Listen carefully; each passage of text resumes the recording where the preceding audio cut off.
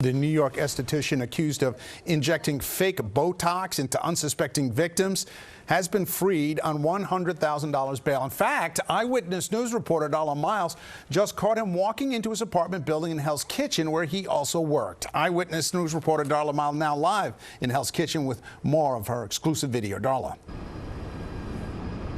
Well, David, as they say, you never know who you're going to run into on these New York City streets, especially on a cold day like today when everyone is so bundled up.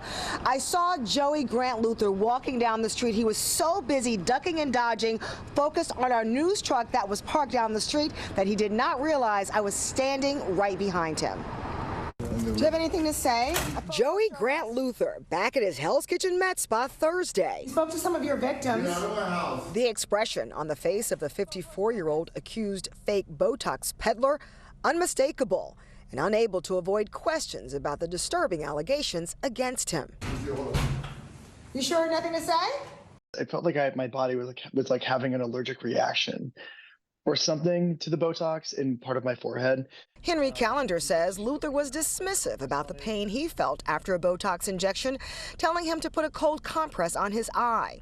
Other former clients told federal prosecutors about other extreme and painful side effects, including one who said it sent them to the emergency room. Botox itself is, I think it's become so mainstream. I think that people become numb to the fact that it can be toxic. Prosecutors say Luther knew he was using potentially unsafe counterfeit Botox from China and that he never even had a state license to administer Botox, real or fake.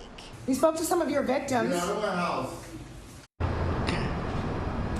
Now, as you mentioned, David, Luther was released on $100,000 bail. He had to surrender his passport and is also wearing an ankle monitoring bracelet. Reporting live in Hell's Kitchen, Darla Miles, Channel 7, Eyewitness News.